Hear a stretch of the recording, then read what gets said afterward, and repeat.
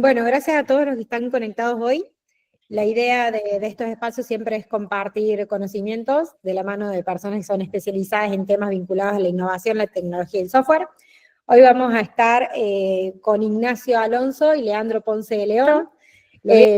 Ignacio es líder en innovación del SOC de Base 4, empresa argentina 100% dedicada a ofrecer servicios de seguridad informática y además con experiencia en seguridad nuclear e industrial.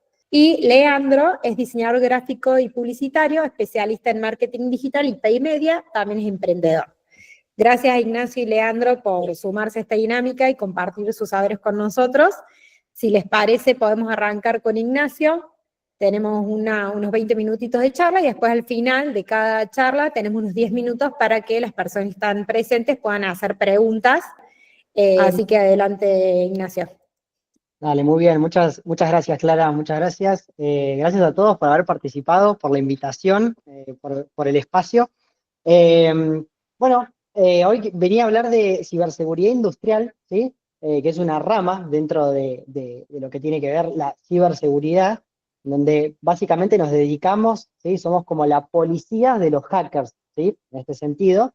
Hoy quise venir a compartirles algunas de las experiencias y algunas de las historias que me fui encontrando en la medida que me metí en esta hermosa carrera, que realmente uno, a veces si las escucha parecieran más ficción, ¿sí? Que realidad, pero a medida que uno se empieza a adentrar en esto, se empieza a dar cuenta que es mucho más real de lo que puede parecer. Me presento brevemente un poquito mi currículum para que entiendan el por qué voy a hablar de esto y a dónde aprendí algunas de las cosas que voy a mostrar. Mi carrera arrancó allá por el 2017 en una empresa de la cual estoy muy orgulloso de haber podido trabajar.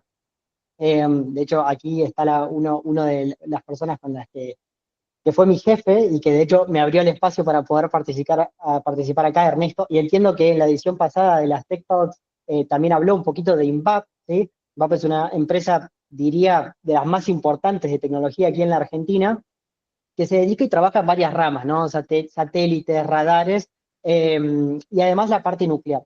Bueno, allá por el 2017 yo entré, ¿sí? Como analista de ciberseguridad en lo que tenía que ver el área nuclear, y básicamente contribuía al desarrollo de varios proyectos nucleares, ¿no? Básicamente lo que nosotros hacíamos desde el área de ciberseguridad era apoyar a los distintos ingenieros que desarrollaban los distintos sistemas de los reactores nucleares en la implementación de controles de ciberseguridad, ¿sí?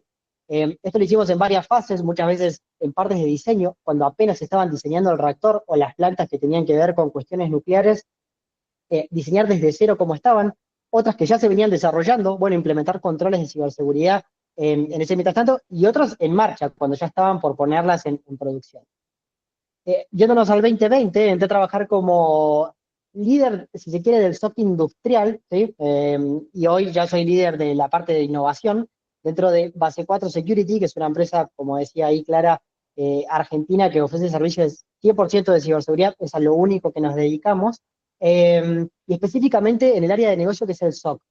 Por sus siglas, el SOC es Security Operations Center, o Centro de Operaciones de Seguridad, que para que se den una idea y darles una breve explicación de qué trata un SOC, nos dedicamos a monitorear las infraestructuras de nuestros clientes 24/7, 365 días al año, para detectar posibles ataques, ¿sí? O posibles intrusiones dentro de las infraestructuras de nuestros clientes, siempre hablando desde el lado de ciberseguridad. Entonces estamos ahí todo el año, todo el día, a toda hora, monitoreando, alertando y respondiendo frente a potenciales ataques.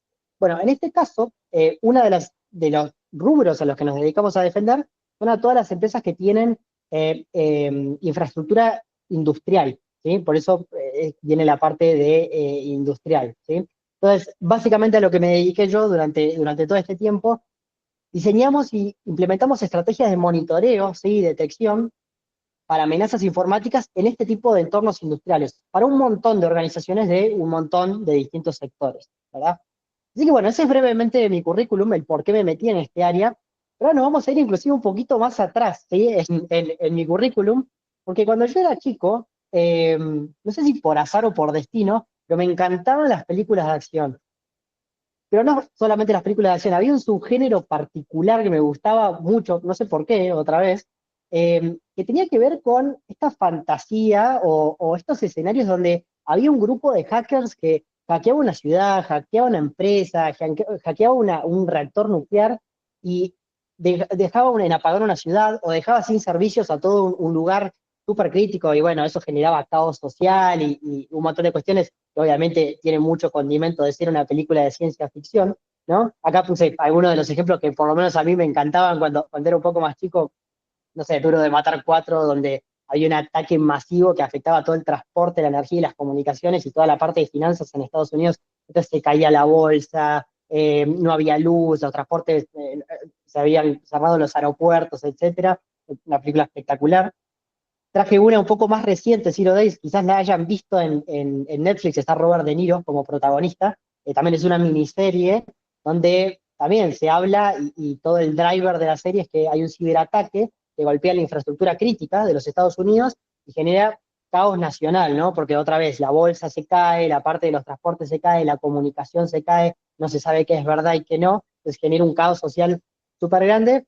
Y bueno, hay otra, ¿no? Que era Black Hat en 2015, que también son unos ciberdelincuentes que provocan una explosión en una planta nuclear y además quieren manipular los mercados y etcétera. Así que todas estas temáticas, que vuelvo a repetir, yo cuando era chico, a mí me encantaban, pero aún siendo chico y todo, yo decía, bueno, entendía que todo esto era ciencia ficción, ¿no? Que estaba viendo una película que no tenía nada que ver con la realidad y que todo era una fantasía, ¿no? Bueno, el haberme metido en esta hermosa carrera, ¿sí? Y estos años de trayectoria donde he tenido que aprender y he tenido que estudiar mucho qué es lo que pasa en el mundo real, me hizo darme cuenta de que no, de que de hecho es mucho más real de lo que parece, y el riesgo está muy latente. Cada vez más estos grupos de actores y ciberatacantes le apuntan más a este tipo de industrias y a este tipo de tecnologías, pudiendo generar algunas de las cosas que veíamos en películas que parecía ciencia ficción, ¿verdad? Ahora bien, para entender un poquito mejor de lo que vamos a hablar ahora, y repasar algunos de los incidentes más importantes que hubieron en el mundo, quiero hacer un breve repasito teórico de qué es un sistema industrial, ¿sí? Un sistema industrial, muy por arriba, lo podemos definir como un conjunto de tecnologías que hacen posible que funcionen servicios y procesos del mundo real, ¿sí? Acá pongo algunos ejemplos: centrales eléctricas, perdón, fábricas, plantas de agua, o etcétera. A diferencia de los sistemas IT, digo IT es un concepto que quizás estamos todos un poco más familiarizados, ¿no? Como, che, llamarle al IT que te solucione tal problema cuando se cayó el sistema, o llamarlos de sistemas, ¿no? Que trabajan solamente con información digital. Los sistemas industriales también trabajan con información digital, pero actúan directamente sobre el entorno físico, ¿sí? Este tipo de sistemas, por ejemplo, abren o cierran válvulas, ¿sí? Encienden motores, mueven equipos, regulan la temperatura, miden la presión de una tubería, por ejemplo. Entonces, un sistema industrial mide el entorno físico y actúa sobre él, ¿sí? Para que quede un poco más claro de dónde nos podemos encontrar este tipo de sistemas, puse algunos ejemplos de los más representativos, ¿no? Por ejemplo, las represas hidroeléctricas, ¿no? Todas esas grandes compuertas que se abren y se cierran y dejan pasar más o menos agua y después toda la distribución de energía que hay ahí, no va una persona con una llave y abre a mano la válvula, sino que hay todo un sistema de control que uno le da seguramente clic un botón o algo por el estilo y esa compuerta se abre de manera automática, ¿verdad? Todo eso por atrás tiene todos sistemas industriales que controlan, ¿sí? La represa hidráulica. Bueno, ni hablar reactores nucleares, ¿no? Acá es donde yo tuve alguna experiencia pudiendo trabajar en esto, todos los sistemas del reactor que controlan la temperatura, la parte de la ventilación, eh, mucho de lo que tiene que ver con la parte radiológica, ¿no? Si se empieza a detectar radiación, qué hacer con la ventilación, qué hacer con esos componentes, cómo se mueven esos componentes, son todos sistemas automatizados industriales, ¿no? Bueno, petróleo y gas, todo lo que tiene que ver con la extracción y la refinería del petróleo, sí, del petróleo, del crudo, ¿no? También utilizan sistemas industriales, redes de transporte, ¿sí? Desde todo lo que tiene que ver con el movimiento de los trenes hasta cómo paran, cómo siguen, toda la parte marítima también tiene un montón de sistemas industriales que que ayudan a controlar esto. Y manufactura y producción en general, ¿sí? Yo creo que pónganse en la cabeza, no sé, eso seguramente algún documental o algún video que hayan visto de una planta automotriz, que digo, antes los autos se armaban a mano, ¿no? Venían un grupo de ingenieros, ponían las puertas, ponían las luces, ponían las ruedas, ahora lo que vemos son máquinas que mueven el chasis, viene un brazo robot, etcétera. Ahí también hay sistemas industriales, vuelvo a repetir, esto es en general todo lo que tiene que ver con manufactura y producción, automotriz, farmacéutica, acero y agro.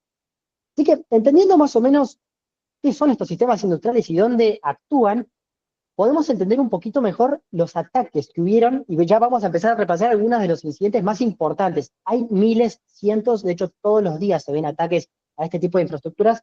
Vamos a repasar rápidamente los más importantes.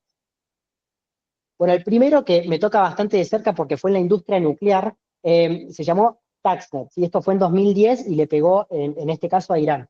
Los nombres que van a ver acá no son más que, por ejemplo, los nombres que se le dio al ataque, ¿sí? El virus que infectó a esta, bueno, en este caso a esta planta nuclear, fue el nombre que se le dio. Otros nombres simplemente son el nombre de la compañía al cual fue afectada. Digo, porque quizás le suene raro Stuxnet, es simplemente el nombre propio que se le dio al ataque. Stuxnet sucedió en 2010, ¿sí? Atacó la industria nuclear iraní. Este fue uno de los ataques que al día de hoy sigue siendo caso de estudio en el mundo de la ciberseguridad por lo complejo que fue, ¿sí? Fue uno de los ataques técnicamente más avanzados que se habían visto hasta la fecha, y diría que hasta el día de hoy, ¿sí? No se ha visto algo con este nivel de complejidad. No voy a entrar en cuestiones demasiado, ahondar en cuestiones demasiado técnicas, pero realmente así lo es y los profesionales lo dicen. Básicamente lo que sucedió con Stuxnet, un virus que buscaba infiltrarse, ¿sí? En las plantas nucleares de Irán, ¿sí?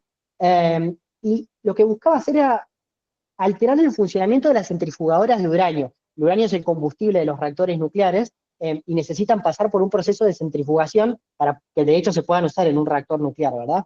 Bueno, este virus lo que hacía era meterse en esos sistemas y hacer girar a esas centrifugadoras de una manera que hacía que se rompan, ¿sí?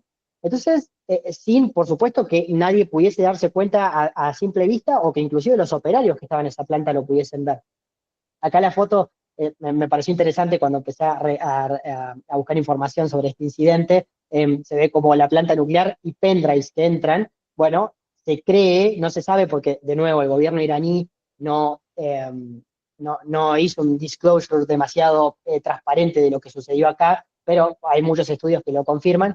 Pareciera que entró a través de un USB, un operador que conectó un USB a una computadora que tenía acceso a los sistemas industriales que manejaban estas centrales nucleares. Y bueno, pasó lo que pasó. Muchas centrales nucleares, específicamente estas centrifugadoras, se rompieron, ¿sí? Se cree, diría que se está bastante seguro, pero nunca nadie asumió la responsabilidad de este incidente, pero fue tan complejo que los propios informes de inteligencia apuntan a que no puede haber sido una persona que tenía ganas de hackear o tenía ganas de hacer daño, sino que la complejidad de este incidente pareciera haber venido de un Estado-nación, ¿sí? Básicamente de un Estado. Y de hecho se cree que este ataque fue obra del gobierno de Estados Unidos junto con el de Israel para frenar el plan nuclear de lo que tenía que ver con Irán, ¿sí? En este caso, y de hecho fue exitoso porque rompieron un montón de plantas, miles de millones de dólares seguramente, para poder solucionar eso y que Irán pudiese seguir con la producción de uranio. Acá hay una fotito de lo que son las centrifugadoras, ¿sí? Esto es una foto real de ahí de una de las plantas, pero lo más importante que quería destacar de este incidente es que, y el por qué es tan relevante, más allá de la complejidad técnica que tuvo, este fue declarado como el primer incidente de una ciberguerra, ¿sí? Fue la primera vez que un Estado pudo dañar la infraestructura de otro país sin tener que digamos, hacer una invasión militar terrenal, ¿sí? Fue todo desde de otros lugares del mundo que este virus se esparció acá adentro. Entonces, es un incidente muy representativo en lo que vino después. Pasamos al siguiente, ¿sí? También en torno a guerra, ¿sí? Ucrania en 2015, el incidente se llamó Black Energy, así que fue como el nombre que se le dio. Eh, Básicamente, un grupo de atacantes atacó todo lo que tenía que ver con el sistema de distribución de energía, ¿sí? En Ucrania. También un virus extremadamente sofisticado, ¿sí?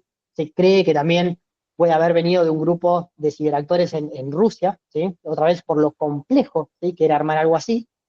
Básicamente deshabilitó alrededor de unas 30 subestaciones eléctricas, que dejó sin electricidad aproximadamente 230.000 personas en pleno invierno, ¿sí? Que en Ucrania se pone bravo. Dentro de esas 230.000 personas habían hospitales, ¿verdad? Acá hay un informe de la BBC, ¿no? Donde hablaron, ¿no? Que, bueno, hubo todo un corte de luz muy grande durante muchas horas y que fue todo a través de un virus, ¿sí? Un ataque informático que se cree que vino de un grupo de atacantes en Rusia. En este caso, bueno, hubieron decenas de millones de dólares en pérdidas operativas y daño a la infraestructura crítica, porque muchas de esas centrales de distribución, ¿sí? Tuvieron que irse a reparar a mano por el daño que había causado el virus informático en esos sistemas industriales que controlaban esas centrales. Así que otro de los ejemplos de cómo un ataque de estos puede impactar fuertemente a las personas, ¿sí? Que habitaban en este caso, en esta parte de Ucrania. Colonial Pipeline 2021. Este diría que es uno de los ataques que más representan lo que veíamos en esas películas de ciencia ficción del caos y del daño colateral que puede tener atacar una infraestructura crítica como esta. Colonial Pipeline es un oleoducto, de hecho es el oleoducto más importante y extenso de todo el este de Estados Unidos. Para que se den una idea, proveía el 45% de lo que era el combustible para toda la costa este de Estados Unidos. Y hubo un grupo criminal, sí, que se llamaba DarkSide, ese era el nombre que se pusieron, que logró infiltrarse en los sistemas de este oleoducto, y básicamente esto fue a través de una contraseña, encontraron una contraseña comprometida de uno de los empleados, y metieron un virus que básicamente encriptó la información de servidores sensibles que se usaban para la operación del día a día, ¿sí? Del oleoducto. Pidieron, bueno, acá hay un dato curioso, pidieron 75 bitcoins en ese momento para el pago. ¿Para qué? Para que, yo dije que el atacante cifró la información. Bueno, ellos pedían 75 bitcoins para descifrar esa información, y de hecho Colonial Pipeline tuvo que pagar esa multa, entre comillas. Era básicamente un secuestro. De hecho, los ataques que cifran información se llaman ransomware. Bueno, ransom viene de la palabra secuestro en inglés. Se generó un caos cuando sucedió esto. El oleoducto lo tuvieron que cerrar porque estos servidores, sí, pues te conviene cerrar tal cual. El oleoducto fue cerrado, lo tuvieron que cerrar porque no podían seguir operando con estos servidores cifrados. Se declaró un estado de emergencia federal y estatal, ¿sí? Por la falta de combustible. El combustible, de hecho, subió hasta casi $3.50, cuando no sé si no estaba en 1,5. Digo, justamente como se canceló la demanda, el precio subió. Hubieron compras frenéticas, la gente salió despavorida a hacer compras porque no entendían qué estaba pasando, nos están atacando, qué está sucediendo. Interrupciones en aeropuertos, y bueno, las pérdidas indirectas de este ataque están estimadas en miles de millones de dólares, y el daño que causó operativo para todo lo que tenía que ver con el uso de combustible. Además, la reputación de Colonial Pipeline, que era una empresa privada que tenía este oleoducto, cayó por el suelo. Bueno, Transnet 2021, esto fue en Sudáfrica, una empresa de transporte estatal que en este caso, sí, vamos a enfocarnos en la parte marítima, sí, le pegó a un puerto muy, muy, muy importante ahí en Sudáfrica, pero además de esta empresa tenía parte de trenes y de otro montón de cuestiones de transporte. También sufrieron un ataque donde hubo un ransomware, otra vez un virus que logró encriptar, ¿sí? La información de uno de sus equipos más críticos, donde tenían toda la información operativa: qué barco entraba, qué barco salía, qué contenedores tenían que ir a dónde. Y entonces no podían trabajar, ¿sí? Nuevamente hubo una parálisis operativa sin precedentes en la infraestructura del país, ¿sí? La crisis afectó a la cadena de suministro. Imagínense, los contenedores esos, muchos tenían insumos súper importantes para la sociedad, para el pueblo sudafricano en este caso, y todo lo que tiene que ver Sudáfrica con la producción y la exportación, ¿verdad? Entonces, todo lo que tenía que ver con la exportación de minerales, manufacturas, productos agrícolas, bla, bla, bla, pérdidas y retrasos súper significativos. Entiendo que también tuvieron que pagar un rescate, tuvieron que pagar Bitcoin para poder recuperar estos servidores, y así poder volver a operar normalmente. Bueno, la charla era cortita, yo quería traerle algunos de los ataques más importantes, ¿sí? Que hubieron en la historia. Vuelvo a repetir, no son ni de cerca los únicos, pero sí son de los más representativos de distintas áreas, de distintos países, para que vean que nadie está ajeno.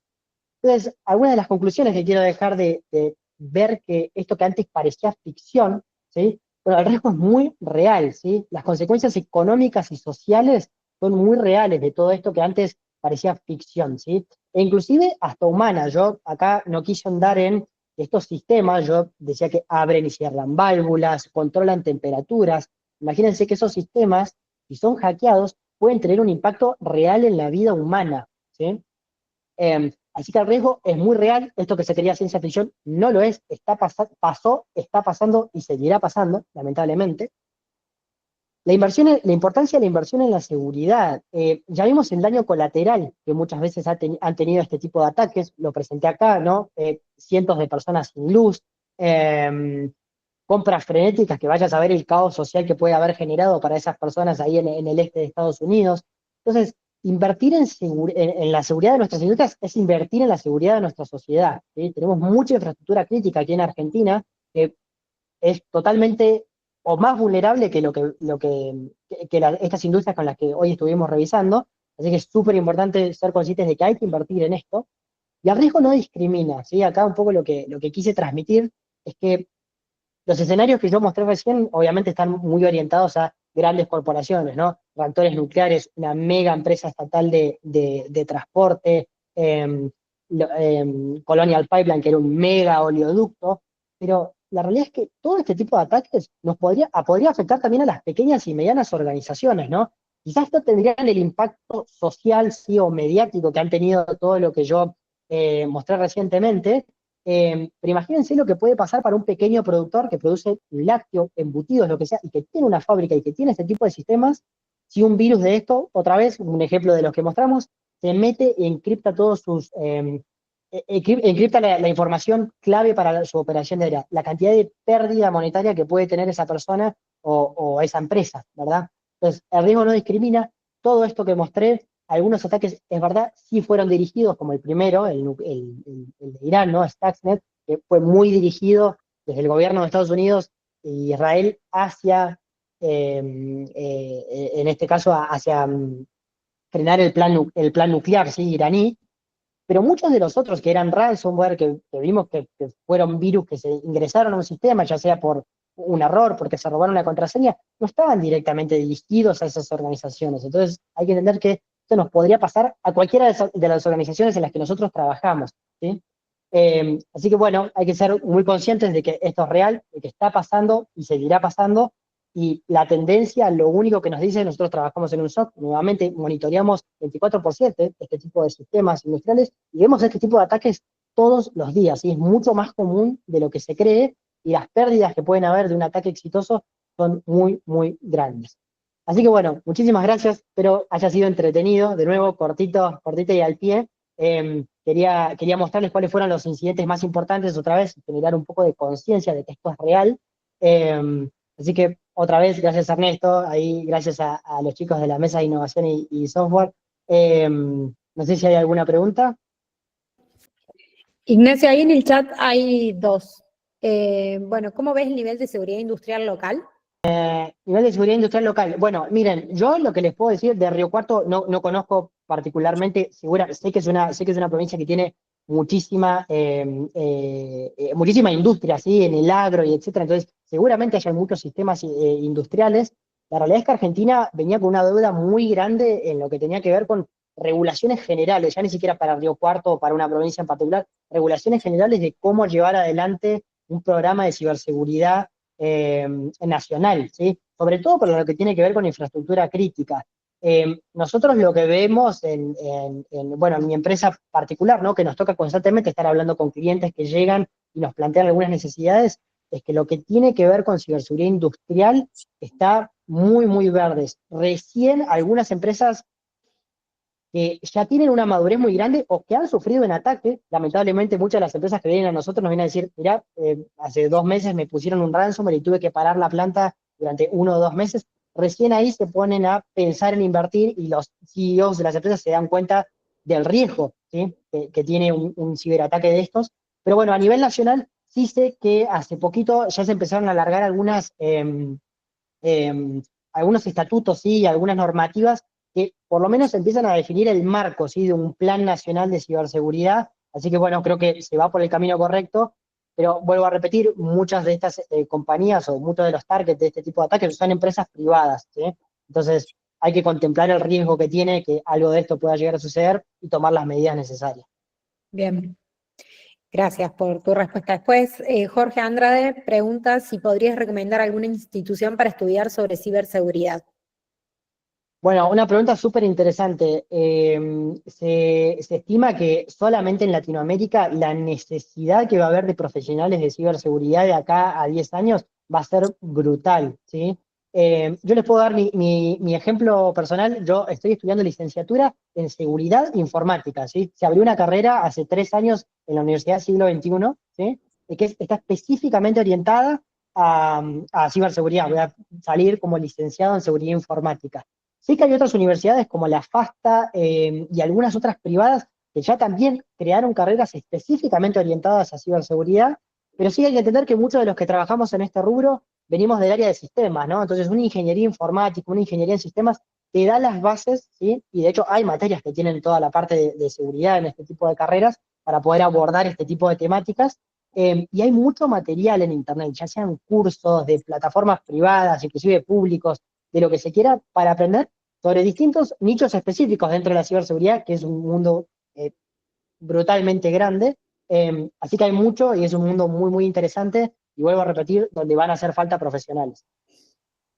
Bien, ahí Ernesto, bueno, menciona que los sistemas industriales no fueron desarrollados inicialmente con ciberseguridad como un requerimiento de base. No sé, Ernesto, Sí, si quieres mencionar algo. Bueno, Nacho lo puede decir mejor, digamos, en lo que es seguridad informática, uno prioriza la confidencialidad, la integridad y la disponibilidad. Bueno, en sistemas industriales eso está al revés. La información tiene que estar disponible porque tenés que tomar decisiones rápidas. Entonces, esos sistemas que están pensados para durar 20, 30 años sin tocarlos, no fueron concebidos con, digamos, hay protocolos que se están utilizando hace muchísimos años que no tienen la concepción de seguridad. Bueno, esto en los últimos años ha ido cambiando. Nacho, te dejo igual. sí, sí, creo que lo que ha sucedido en los últimos años es que en esta era tan digitalizada en la que vivimos, empezó a haber una necesidad de conectividad mucho mayor a la que había antes. Entonces, ¿qué sucedió? Todos estos sistemas que estaban pensados para trabajar de manera aislada, ¿sí? Y generar la producción de, no sé, cualquier producto, ¿no? Y trabajar ahí y no tocarse y estar ahí quietos, de repente empezó a haber una necesidad de, bueno, a ver, necesito esta data, no sé, poder verla desde mi teléfono, poder verla desde internet, que un proveedor me haga una compra y esa compra entre y entra al sistema y ya el sistema se ponga a trabajar para producirla. Todo ese crecimiento, ¿sí? De visibilidad que hubo en términos de la digitalización de este tipo de sistemas hizo que todos los riesgos que nosotros conocíamos del mundo IT, ¿sí? De lo que hoy hablamos del mundo típico IT, se trasladaran a este mundo industrial que, como decía Ernesto, nunca fue pensado para estar conectado de esta manera, ¿no? Entonces los atacantes encontraron un mundo sumamente débil en ese sentido, en términos de seguridad informática, y por eso vemos este tipo de escenarios donde eh, pasa lo que pasa, ¿no? Muchos de los escenarios que hoy planteé fueron ataques que entraron por la red IT, pero de la red IT tenían conexiones hacia la parte industrial, entonces ahí llegaron a impactar. Así que sí, sí, tal cual lo que dice Ernesto es muy real. Gracias, Ignacio, por la charla, súper interesante. Yo que soy una ignorante del tema, súper entretenido. Y si les parece, podemos pasar ya con Leandro a escuchar a él y después tenemos otros 10 minutitos más cuando finalice Leandro para preguntas para él. Gracias, Nacho, por compartir. A ustedes, muchas gracias por el espacio. Genial. Bueno, primero, bueno, mi nombre es Leandro Ponce de León. Eh, Muchísimas gracias por la invitación también bueno, Clara, con la que más hablo por ahí, y todos los chicos por ahí, muchos no los conozco, es siempre todo más por los grupos, además así que sé que le meten muchas pilas y también por eso me gustó sumarme para aportar desde mi lado. Eh, y lo de Ignacio también, muy interesante la charla. Me gustan ese tipo de películas y bueno, realmente es un tema veo que súper profundo y que conozco muy poquito, así que felicitaciones por la charla.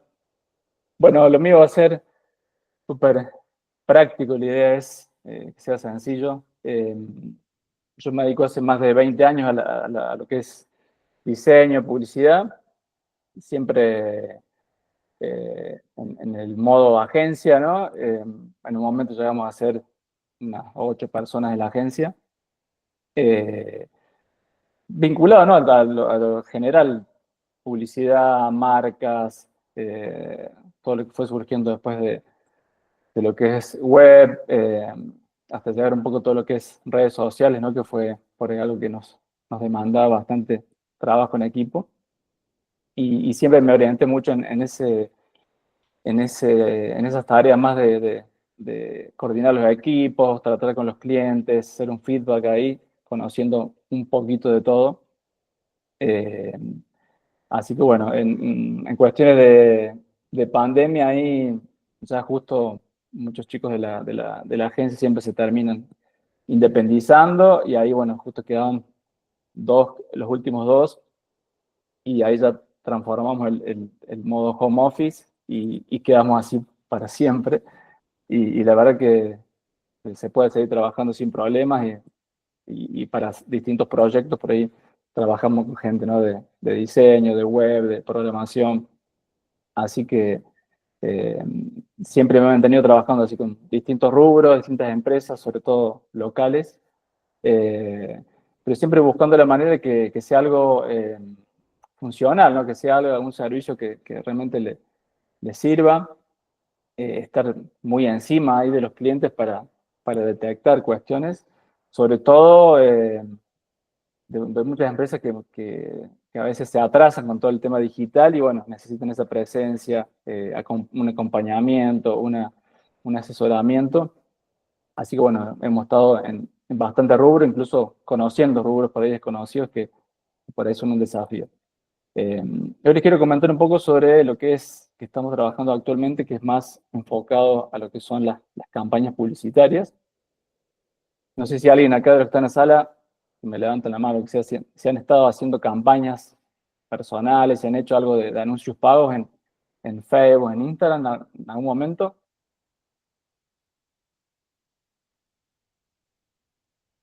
Excelente. Eh, Genial. Eh, Sinceramente es algo muy sencillo de hacer, o sea, cualquier persona con cualquier emprendimiento, obviamente que Facebook busca las maneras de que pongamos dinero en su plataforma porque nos pone botoncitos súper sencillos para activar campañas muy rápido. Eh, y en un momento, bueno, mucha gente se encarga de sus propias campañas, su propio negocio. Y a veces eso generó como una desconfianza a veces porque muchas personas no tenían resultados eh, reales o no tenían los resultados que esperaban con esas inversiones que hacían. Así que muchos lo empezaron como a ver como algo negativo, ¿no? Así que lo que estoy retomando un poco es esa parte para buscar a empresas que realmente sí quieren crecer, que tienen eh, metas concretas, ¿no? En cuanto a ventas, en cuanto a servicios, en cuanto a eventos, para acompañarlos en este proceso de que pueden aprovechar toda la plataforma que nos da Facebook, Instagram, para meterle súper rápido campañas que le funcionen, ¿no?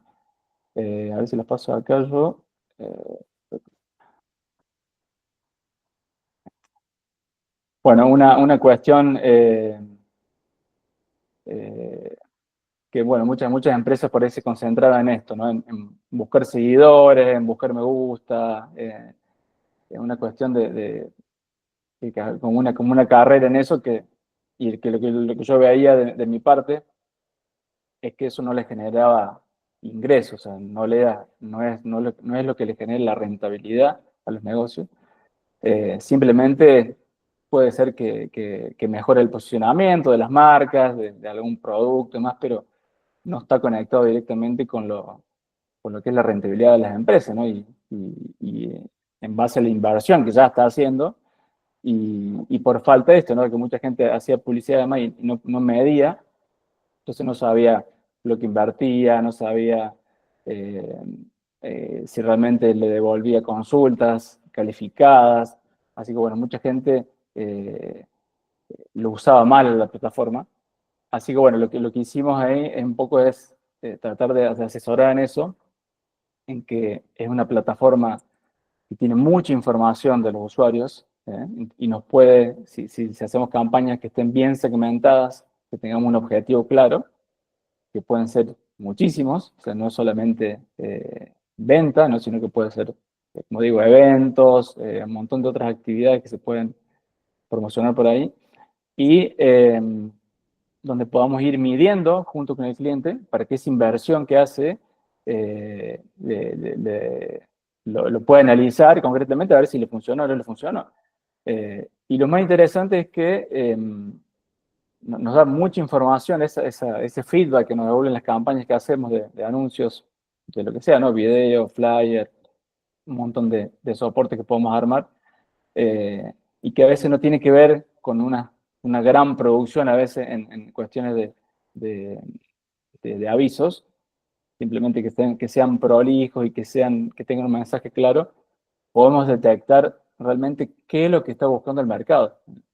Porque a veces el cliente te dice, quiero vender este producto porque es el que mejor tracciona, el que demás, y por ahí el mercado no le interesa, o sea, está buscando otra cuestión, otro producto, o está buscando un mejor costo, entonces te lo hace saber, entonces estar atento a la respuesta que te da el mercado y que es instantáneo, ¿no? Porque vos pones un aviso y a las horas ya está corriendo y ya empiezan a llegar mensajes, entonces eso la velocidad que tiene la plataforma.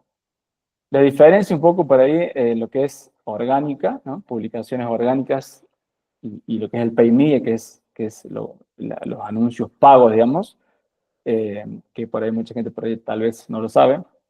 Pero bueno, todo lo orgánico es lo que publican las empresas en su feed de Instagram, de Facebook, en historias, que publican diariamente, pero que solamente lo ven los seguidores, ¿no?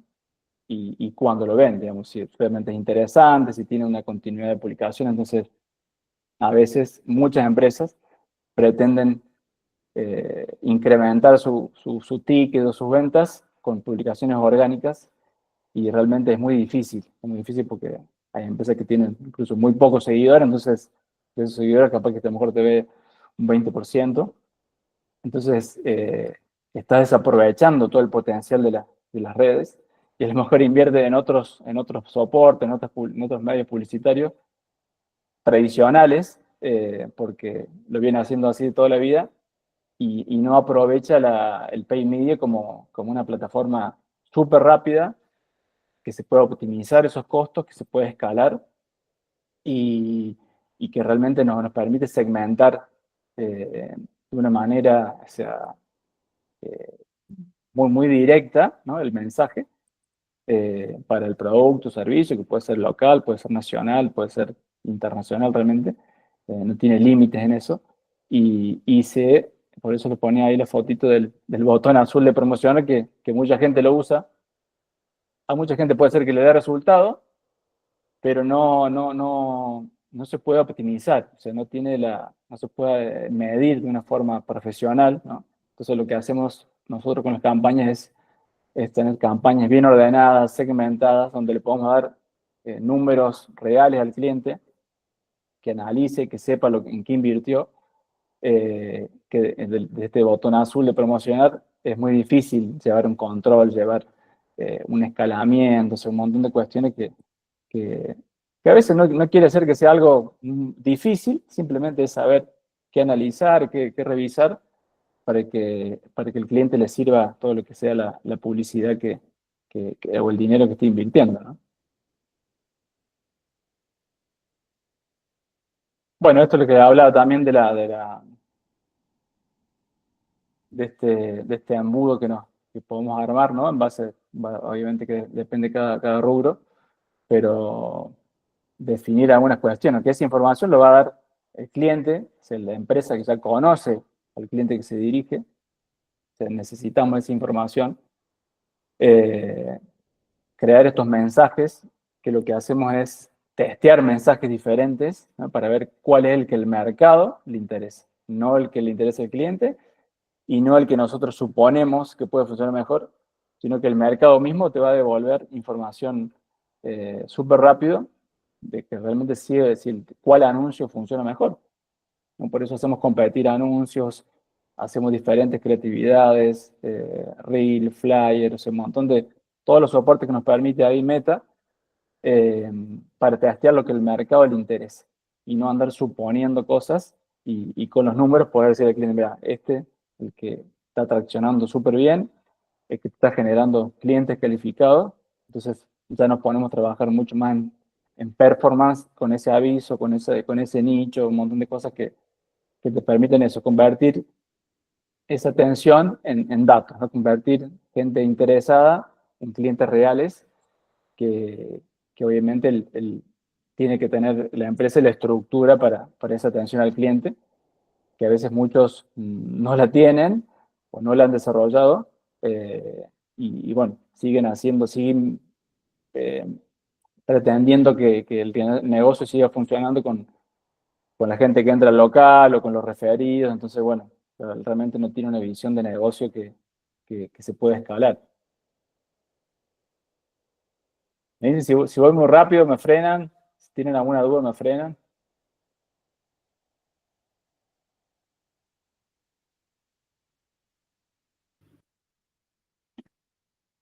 ¿Qué pasó? Lento ahí. Es un video, creo. No enchufaste ningún pendrive raro que te encontraste en la calle. Ahora me quedé pensando. Ajá, Lo voy a sí. pensar antes de meter un pendrive. No, creo que era un videíto, una captura ahí de pantalla. Pero bueno, de última lo paso si se pone muy lento. Era un videíto a ver, voy a pasar por acá.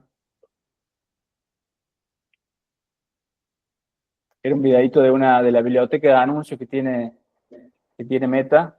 Me volví, me pasé dos. Ahí se queda muerto. No importa, les cuento por acá. Les comentaba, era un videíto de una plataforma de la biblioteca de anuncios que tiene Meta, que es un portal de transparencia publicitaria donde vos podés ver todas las empresas que están publicitando. Entonces, ¿qué te permite eso también? Analizar qué está haciendo la competencia, qué está haciendo cierto mercado, qué está haciendo cierto producto, con qué están publicitando. No para copiar, pero sí para sacar ideas y cuál es tu diferencial como empresa, que hay muchísimo. Y sobre todo el tema de la atención, ¿no? Porque mucha gente le manda una consulta y en vez de atender a la persona, capaz que le manda un PDF con un chorizo de información y el cliente quiere que vos lo atiendas, que vos le des tiempo. Y más si ya llegó por un anuncio que ya venía filtrado, calificado. Entonces, eh, tenemos muchas herramientas para analizar eso, el mercado, la competencia, los costos, y sigue siendo súper rentable en comparación de la inversión que se hace con un montón de otros soportes que a veces son los tradicionales, pero que no lo podemos medir, por ejemplo, ¿no? No sé, por respecto a televisión, por ejemplo, ¿no? O la radio, que a veces que son spots que nos sirven como branding, como marca, como posicionamiento, pero a veces es muy difícil medirlos. Pero bueno, la gente lo sigue haciendo como una tradición o por compromisos, por algo, y realmente no está aprovechando el dinero que invierte en los medios. Acá le puse unos ejemplos de algunos costos para que tengan idea de algunas campañas ahí de lo que es viajes, de lo que es el tema de inmuebles, que las conversiones que se generan, ¿no? Que son mensajes de personas súper interesadas porque las vamos filtrando, así que van llegando a mensajes de clientes cada vez más calificados, con costos, por ejemplo, de entre, ¿no? 1.400, o sea, 500 pesos, digamos, argentinos, que son súper económicos cuando vamos optimizando la campaña, con el correr de semana con semana, vamos encontrando a los anuncios que mejor funcionan, esos costos empiezan a bajar. Entonces, un cliente que a lo mejor termina saliendo 500 pesos conectar con él, terminás vendiéndole un ticket, ¿no? No sé, por decir un sillón, un millón de pesos, ¿no? Entonces, es súper rentable cuando las campañas están bien hechas, también segmentadas y que se van optimizando con el tiempo, ¿no? Entonces, es uno de los medios, aparte que se activan súper rápido. Eso también es destacar que la velocidad que se puede activar una campaña. Entonces te permite tomar decisiones también rápido. No sé, tenías un producto que pensabas que era el que mejor se iba a vender y realmente te diste cuenta que nadie le interesa o que está muy costoso o lo que sea. Entonces podés hacer un cambio, generar una campaña nueva, revisar eso y no dejar gastando dinero en productos que por ahí no le va a servir al cliente. Bueno, acá les puse un ejemplo un poco orientado acá al sector de una startup de software. Bueno, es un ejemplo de un anuncio que está activo, por ejemplo, de una empresa que hace un software ahí. Pero les puse un ejemplo, ¿no? De una empresa que se dedica al software con un estimado, una segmentación que sean, por lo general, tratar de no cerrar la segmentación con las herramientas de meta, sino que el mismo anuncio sea el segmentador, ¿no? Usar ahí toda la creatividad de las herramientas para que el mismo anuncio capte la gente que le interesa, que está buscando ese servicio, o sea, que le captó por la herramienta o por el costo o porque, no sé, eso está en la creatividad del anuncio, por eso que se pueden ir testeando, probando anuncios, que ese sea el segmentador más grande y no segmentar desde la audiencia, que a veces les ponemos demasiados intereses, demasiados comportamientos, demasiadas cosas que se la empiezan a achicar muchísimo y realmente lo que más va a segmentar hoy en día es el mismo anuncio. Entonces ahí le puse una proyección, ¿no? De una inversión en pauta, por ejemplo, de unos $600. Eso nos va a generar pues, unos 600 clientes potenciales, ¿no? Que de eso se generen un 10% de demos, ¿no? Que puedas concretar con un cliente y que logres una tasa de conversión un 5% de esos 600 leads, te puedas generar 30 ventas con un ticket promedio anual de un servicio, ¿no? Que se cobra mensual, pero para calcularle, para que lo analicen un poco más a una proyección de un año, $360 anuales de un ticket promedio, bueno, puedes generar una ganancia estimada en $10.000, ¿no? Con esas 30 ventas. Y solo invirtieron $600 en pauta, ¿no? Entonces, se analiza cada rubro, cada producto, es muy flexible en eso, y a su vez se van descubriendo cuestiones del mismo mercado que, bueno, nos hacen generar cosas, o a la misma empresa se le ocurren promos o paquetes o servicios diferentes para mejorar ese ticket. Entonces la inversión se termina pagando sola, digamos. Realmente se paga con nuevos clientes y no con seguidores, que por ahí sabemos que no significa que eso le va a mover la rentabilidad del negocio.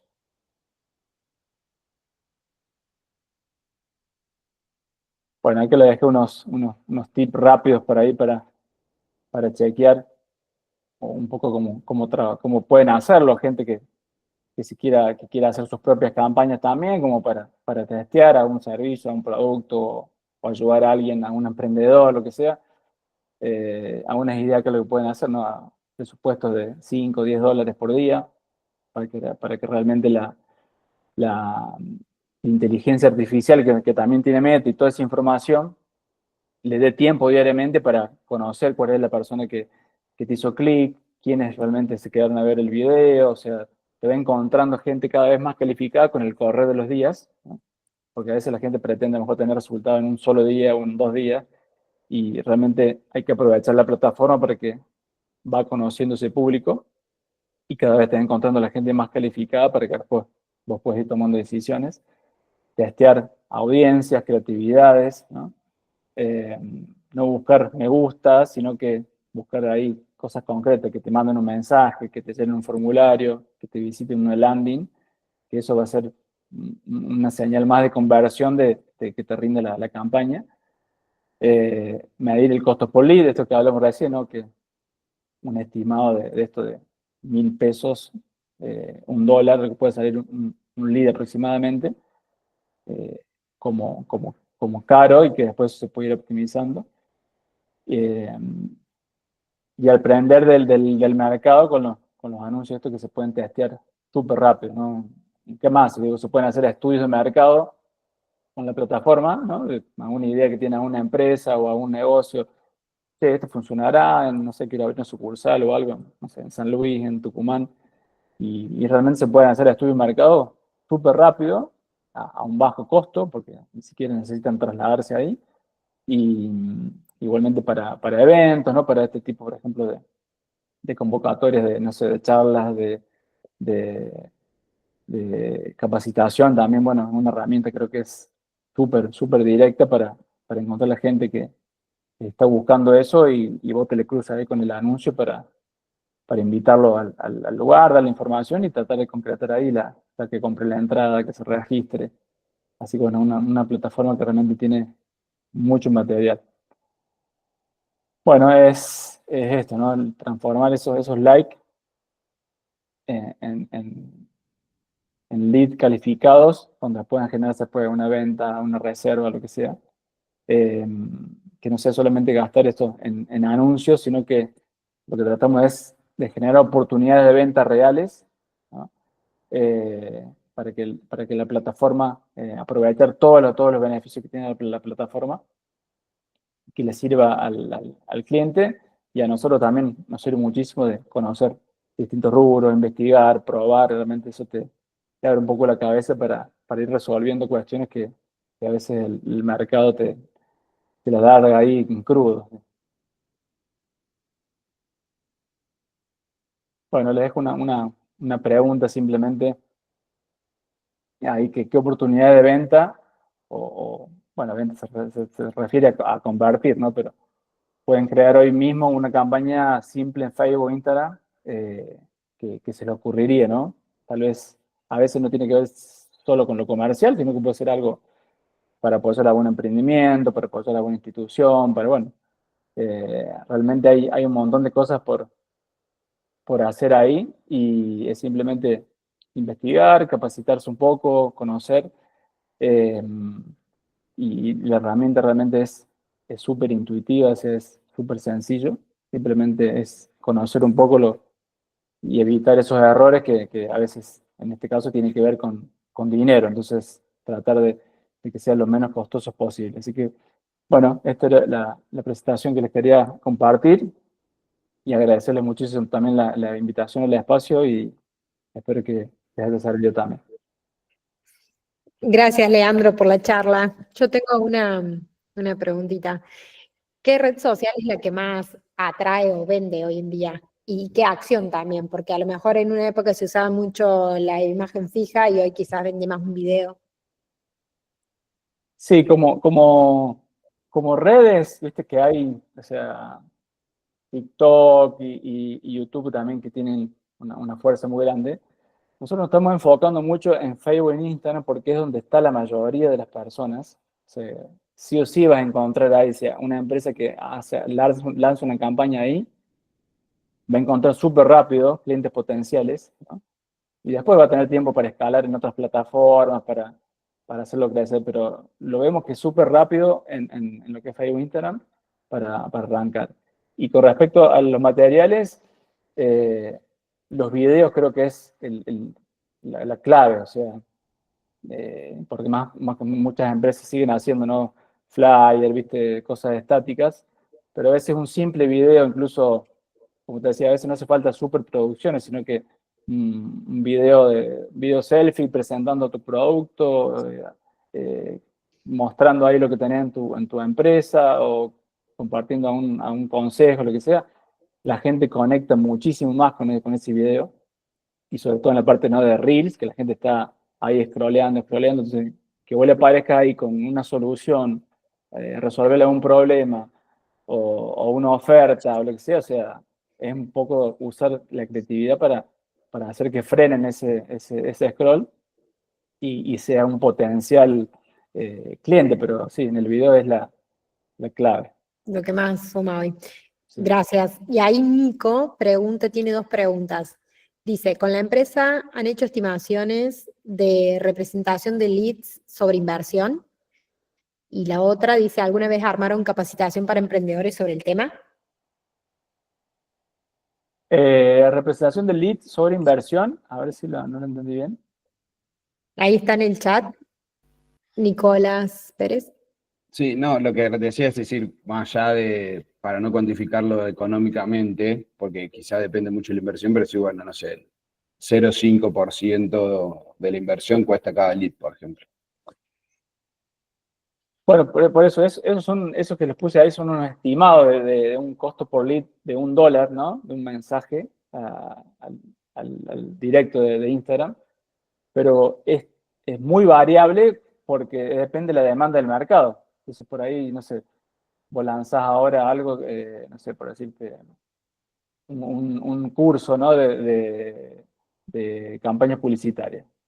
Y hay una demanda, o sea, te va a cliquear mucha gente, entonces, como hay demanda, va a tener un costo cada vez más bajo. Entonces, depende mucho la demanda del mercado, el tamaño de la audiencia, ¿no? Porque no es lo mismo hacer una campaña nacional que hacer una para solo Río Cuarto, que en Río Cuarto te va a funcionar súper bien, digamos, si tu producto está acá y no lo puedes entregar en otro lado. Pero bueno, eso es lo que tiene que es súper flexible. Entonces, voy analizando semana con semana para sobre todo optimizar esos costos. O sea que al comienzo puede arrancar un costo, por decirte, $1.50, $2, y después con esa optimización que vas haciendo, que vas conociendo el mercado, vas conociendo qué es lo que tracciona más, eso lo vas bajando y que puede llegar a eso, a lo mejor a medio dólar. O sea, así que es bastante flexible y depende mucho de cada rubro. Súper. Y ahí la otra pregunta era si alguna vez hicieron capacitaciones para emprendedores sobre este tema. No hemos hecho. Siempre me he estado tratando de capacitar yo, digamos, siempre me he estado moviendo porque bueno, me interesa, o sea, me gusta aprender. Y creo que puede surgir algo para hacer también, porque no concretado. Creo que había un curso, me pareció justamente un anuncio de un chico, no me acuerdo el nombre, pero sería interesante sobre todo porque hay muchos emprendedores sí, empresas chicas que tal vez pueden animarse a iniciar sus campañas, ¿no? Simplemente con algunas sugerencias, con algo, y después en todo caso escalarlo para que también, si eso le quita tiempo de su producción, de su venta y demás, bueno, por ahí tratar de delegarlo a alguien para que les quite tiempo, pero sí sería muy bueno como iniciativa para hacerlo.